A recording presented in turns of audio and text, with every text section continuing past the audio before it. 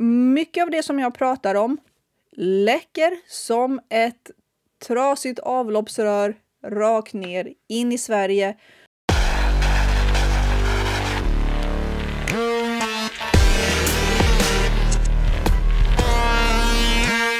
God kväll magiska människor. Nej, jag har inte fött barn än. Det är vecka 40. Jag slappnar av lite och inväntar den glada lilla bebisen som komma skall. Men det verkar inte ha så bråttom som jag har. Så idag så har jag kommit över en grej som gjorde mig väldigt intresserad av att få ut det väldigt snabbt. Men så är det också. Kommer du ihåg i januari när jag släppte den här videon som handlade om WHO:s inverkan på läroplanen i skolor i Europa? Det här var så 7 januari detta år, tror jag. Och blev granskad och motarbetad och debunkad. Och ingen trodde på det förutom en handfull människor som har gärna att se mönster. Oavsett vad. Nu är det ungefär 6 månader senare. Och nu börjar alla uppmärksamma detta. Det har varit tunga 6 månader på att försöka få ut den här informationen om läroplanen och WHO:s inblandning. Och för det så har, som sagt, jag har blivit källgranskad av Källkritikbyrån och Skolverket har raderat länken och en massa saker har hänt. Videon har, vad har den, typ 33 någonting tusen visningar. Och det har varit sånt himla motstånd till den videon för att det är såklart ingen vill tro på det. Och många har gått ut och sagt nej, det är inte sant och jag har frågat min pedagog. Har du frågat din pedagog? Ja, och hon visste inte. Wow, big surprise. I vilket fall, idag har jag en ny nyhet som ingen kommer tro på eller tro att det kommer påverka oss överhuvudtaget förrän om ungefär 6 månader då det har spridit sig hit och läckt som ett trasigt avlopp in i Sverige. Det här har jag letat efter på nätet för att se om det finns någonting som, om det står på svenska någonstans. Det gör det alltså inte, så jag har översatt hela artikeln. Artikeln finns på en sajt som heter The Gateway Pundit. Det finns också officiella dokument. Som sagt, jag har alltid källor. Jag visar alltid källor till allting som jag säger. Har jag inte källor så säger jag att det är mina egna spekulationer och vad jag tror. Och alla mina källor kan du alltid hitta nere i videon. Det är hela min grej. En del människor tänker att jag behöver inte se hela videon. Jag behöver bara läsa rubriken och inte ta del av källorna. Och därför väljer jag att inte tro på det. Det är inte så det funkar. Det är inte så information funkar. Du har inte rätt till en åsikt. Du har rätt till en informerad åsikt. Okej, då går vi vidare. Så vad handlar det här om? I New York har man alltså precis röstat igenom ett lagförslag som gör att minderåriga kan ta vacciner och ta ut läkemedel utan föräldrarnas samtycke. Det finns en video i den här artikeln där föräldrar är riktigt arga. Och fullt förståeligt. Så det är alltså demokraterna i New York. De vill ge regeringen fria händer att injicera dina barn med vad som helst. Och då tänker du, tur jag inte bor i New York eller Kalifornien där detta röstas igenom just nu. Men kom ihåg, mycket av det som jag pratar om läcker som ett trasigt avloppsrör rakt ner in i Sverige. Som Drag Queen Story Hour till exempel. Och många andra saker. Så om du tänker att det här är ett helvete jag slipper, så är det inte det. Men om du vill förneka det här i typ ett halvår tills du börjar inse att shit, nu börjar saker hända här, så kan du göra det också. Men det måste vara drygt att alltid vara efter allting för att du alltid ska vara så duktig. För att inga myndigheter har sagt det, då kan det inte hända. Och här står det: den 16 maj godkändes lagförslag A276B av hälsoutskottet i Albany, New York. Lagen tillåter minderåriga att samtycka till vilket vaccin eller läkemedel som helst relaterat till förebyggande av könssjukdomar utan föräldrars vetskap eller samtycke. Detta inkluderar HPV-vaccinet Gardasil, som inte krävs för att gå i någon skola i New York. Man har velat få igenom det här i 14 år tidigare enligt den här artikeln och drivits av ledamoten Amy Pauline, men har aldrig tidigare lyckats få godkänt. Nu är hon ordförande för utskottet. Hon arbetar hårt för att få det här lagförslaget antaget och har nu lyckats då. Det har inte skett någon debatt, det är inget valår, det har inte skett några diskussioner kring detta och så vidare. Hittills har det bara passerat ett utskott, men om inte allmänheten blir medveten om det här lagförslaget så kommer det att gå igenom de närmaste veckorna. Det intressanta i det här fallet är att det finns ingen lägsta ålder för detta. Alltså, det här kan ges till nyfödda. Det kan ges till spädbarn om regeringen eller någon annan anser att det är nödvändigt. Så alla barn löper en risk och dessa register kan döljas från föräldrarna. Så föräldrarna får helt enkelt ingenting veta om detta. Om man scrollar lite längre ner så handlar det om det kontroversiella HPV-vaccinet. Om du själv har satt dig in i det här vaccinet vet du exakt vad det här innebär. Här skriver man lite om just det vaccinet. En del av den här röstningen för HPV-vaccinet förvånade många föräldrar här och många förespråkare för medicinsk frihet.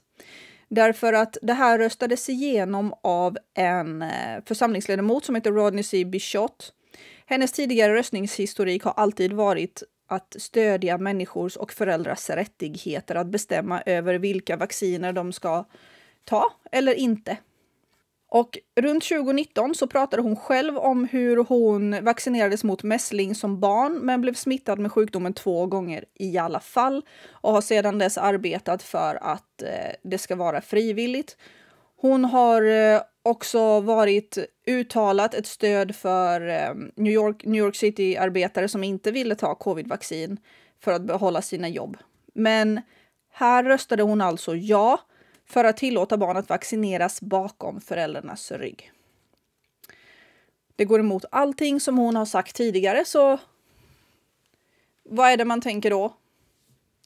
Vem köpte dig och för hur mycket för att du skulle ändra till detta? Vad hände? Vad hände här? Längre ner kan vi läsa att en oroande sista minuten-ändring av lagförslag A276B gör det möjligt för barnmorskor att administrera vacciner utan föräldrars vetskap eller samtycke. Det enda könssjukdomsrelaterade vaccin som en barnmorska kan administrera är HEPB-vaccin som rutinmässigt ges första dagen efter födseln. Detta väcker frågan om en nyfödd bebis kan samtycka till en medicinsk procedur. Personen som avgör om ett barn kan samtycka enligt detta lagförslag är den individ som ger vaccinet. I detta fall barnmorskan eller läkaren. Vem äger dina barn? Vem har det yttersta ansvaret för dina barn? Med all tydlighet, inte du. Det spreds en tweet med bilder på alla de lagstiftarna som röstade för att frånta föräldrarna deras rätt att veta vad som injiceras i deras barn. Alla republikaner och 2 demokrater röstade emot A276B. Och de kan vi också se längre ner i denna artikel.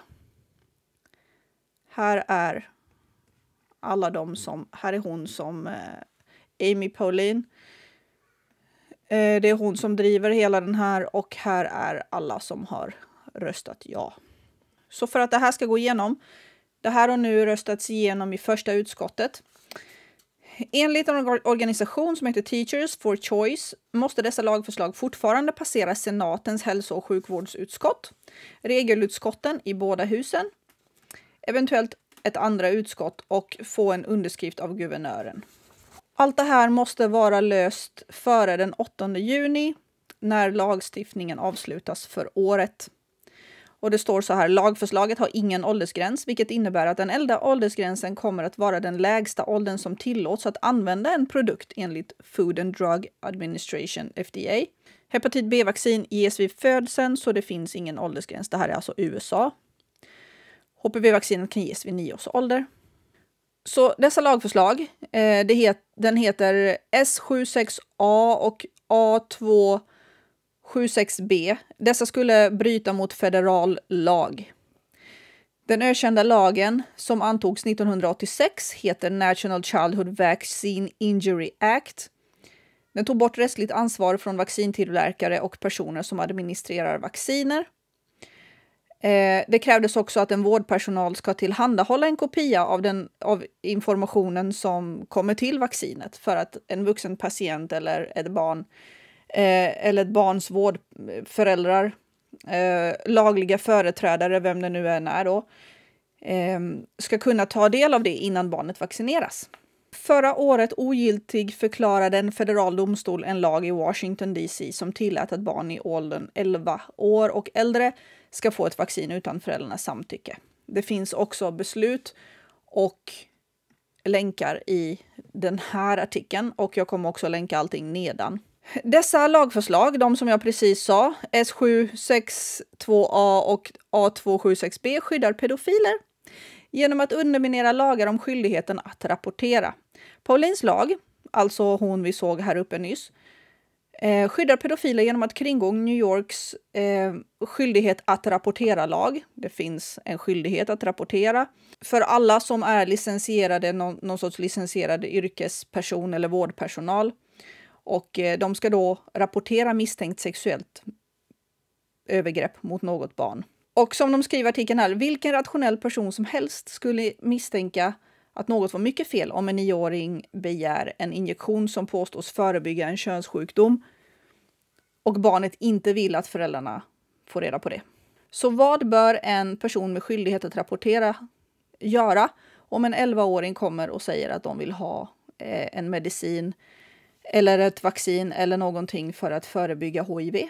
Så dessa lagförslag tar bort den nuvarande lagliga rätten att vägra vaccinera ett barn.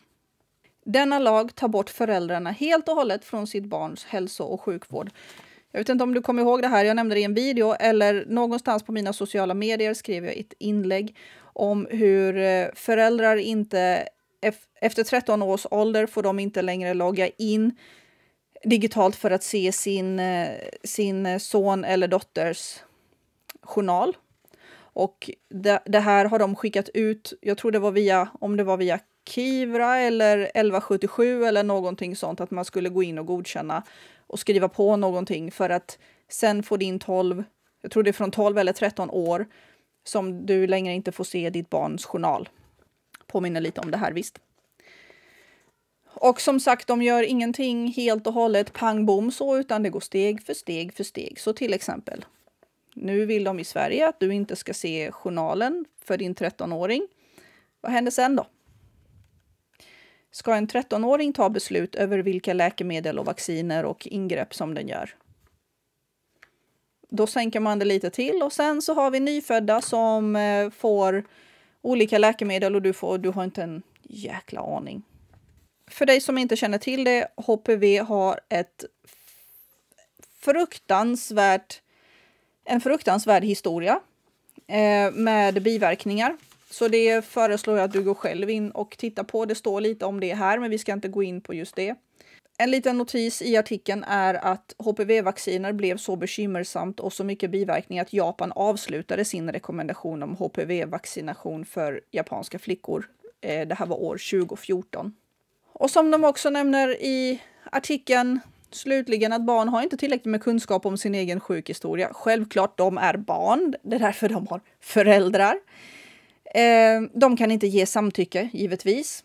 Det är absurt att anta att ett barn i vilken ålder som helst har tillräcklig kunskap om sin sjukdom, sin kropp och sin sjukdomshistoria och familjens sjukdomshistoria för att kunna ge informerat samtycke. Det står här exakt, precis. De måste veta om de tidigare haft biverkningar av vaccin som gavs till dem som spädbarn, om de har några allergier, känslighet och så vidare. Vet en 9-åring detta till exempel? Vad gäller HPV så har Merck anklagats för att ha lämnat in falska dokument i hela den här licensieringsprocessen. En rättegång pågår i Kalifornien. Verkar pågå fortfarande. Merck är tillverkaren av Gardasil, om du inte visste om det. De har lämnat in falsk data till federala regeringen under den här licensieringsprocessen. Det är bara ett av massor med problem som kommer med Gardasil. Här står det också, det finns inget skydd för minderåriga. Det finns inget skydd för minderåriga med utvecklingsstörningar. Journaler kan döljas för föräldrar. Det finns ingen specifik formulering för att förhindra att vaccin ges till minderåriga med intellektuella svårigheter. Alltså, eller minderåriga, oavsett vem som helst som kan övertalas in i någonting som de kanske inte hade velat eller som är dåligt för dem. För att ingen vårdnadshavare kan få reda på det. Hur kan en förälder fatta informerade beslut om sitt barns hälso- och sjukvård? Det verkar inte vara som att det är meningen att man ska få det. Vid eventuella biverkningar, särskilt om ett barn är medvetslöst, hur förväntas en förälder, första hjälpen eller annan sjukvårdspersonal kunna ge adekvat vård till barnet? Du kommer in där med din 6-åring och de bara, har någon sjukdomshistoria, läkemedel som de går på? Jag vet inte, jag får inte veta. Jag har ingen aning. Är den vaccinerad mot? Jag har ingen aning. Och det här är vad som händer i New York och Kalifornien just nu. Du kanske fortfarande undrar varför jag pratar om det här i Sverige. Du behöver inte tänka särskilt länge, hoppas jag verkligen, för att förstå att saker från USA kommer hit med en rasande fart. Igen, Drag Queen Story Hour. Och en massa annat efterblivet skit. Det är bara att se hur många gånger och på vilka många olika sätt de försöker ta ifrån dig makten som förälder. De försöker krossa relationerna helt och hållet. Det här har mycket också att göra med att de vill få in små barn i skolorna så tidigt som möjligt. I Sverige har det pratats om att tvinga förskola för barn vid 2-årsåldern. Alltså sänka åldern och göra det tvingande. Det är redan sinnessjukt att skolan är tvingande. Det är alltså en skolplikt. Du får inte undervisa dina barn hemma i Sverige. Bara det är sinnesrubbat. Men nu vill de alltså att du ska tvingas lämna ifrån dina små barn, trots att det finns massor med studier som visar att det är skadligt för barn att separeras från sina föräldrar tidigt i åldern. Alltså 3 till 5 år borde de vara hemma med sina föräldrar, anknytningspersoner. Det är bara en av sakerna. Och sen ta ifrån dig dina barn tidigt så att du ska ut i arbetslivet och betala skatt och dina barn ska kapas från dig. Du får inte veta någonting om vad de injiceras med eller vilka läkemedel. Och sen så tar de dina barn tidigt i skolan och lär dem om en massa sex och onani och andra depraverade jävla saker. Så att pedofiler snabbt kan få tag på dem så tidigt som möjligt. Men jag antar att det är bara jag som är konspirationsteoretiker. Det spelar ingen roll hur många länkar Skolverket tar bort. Det spelar ingen roll hur mycket jag blir källkritiksgranskad. Det spelar ingen roll för att allt det här kommer fram. Allt det här kommer fram nu. Så att det tog ett halvår för att annan media skulle börja skriva om det jag sa. Medan nästan alla förnekade den skiten. Jag är beredd på att det kommer vara samma sak med detta. Och det står ju ingenstans i media. Big surprise! De vill att du ska veta om det så sent som möjligt. Tills det bara är över. Så du bara kan vänja dig. Medan du fortfarande försöker fatta varför du inte kan logga in på din sons journal. Och han är 12-13 år.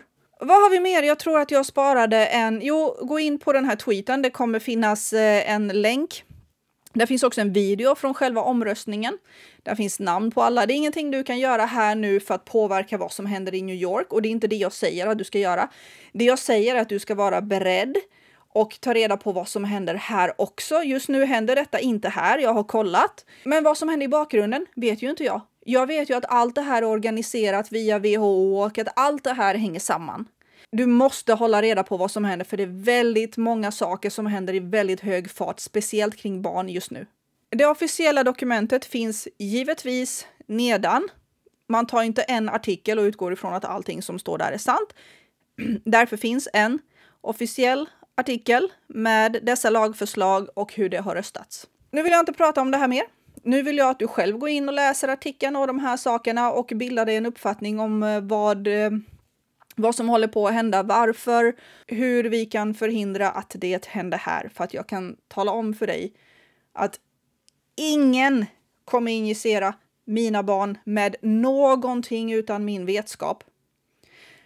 Mitt i allt detta har jag varit med i ett reportage i tidningen som handlar om att jag ska föda barn hemma. Mitt andra barn också. Så jag födde min dotter hemma och jag kommer föda min, vad det nu blir, hemma nu vilken dag som helst också.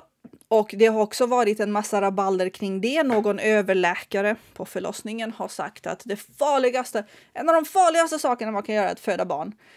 Det är större risk att bli mördad av sin man eller sin partner. Gå över vägen, vara med i en bilolycka, kvävas på någonting, drunkna och så vidare och så vidare. Bara en av många saker som jag ska ta upp det här i en helt egen video. Men det är såklart, om det är fler som vill föda hemma och det är fler som vill ta sitt eget ansvar över sin sjukdomshistoria och läsa på om vacciner och massa andra saker. Hur ska de då i smyg kunna vaccinera dina barn och ge dem skit? Så då måste de skrämma dig till lydnad först. Intala dig att allting naturligt är farligt. Och då kan de ha kontroll över dina barn redan vid första sekunden på förlossningen. Säger jag att man inte ska föda barn på sjukhus? Absolut inte. Jag skulle aldrig säga det. Det är den andra sidan som alltid säger och vill bestämma vad man ska göra. Jag tycker att du ska ha kontrollen över hur du sköter din kropp och tar ansvar för din hälsa och dina barn. Det här kan bli en skitlång diskussion, men det orkar jag inte. Nu hoppade jag in en sväng för att jag kände för det och jag ville verkligen få ut den här artikeln. För den är färsk och väldigt, väldigt viktig. Men nu vill jag göra någonting annat. Jag måste alltid vara utvilad för jag vet inte när jag vaknar mitt i natten och ska föda barn. Och jag hoppas det blir natt eller nu, när som helst. Men jag nöjer mig med att dricka såna här sköna sommardrinkar. Tills någonting händer. Och kanske om jag får tråkigt och bebisen inte kommer så kör vi en live nu någon kväll snart och prata om något annat spännande. Tills dess, prenumerera, gilla, you know the drill. Ha så himla kul och förhoppningsvis ses vi snart igen. Hej då!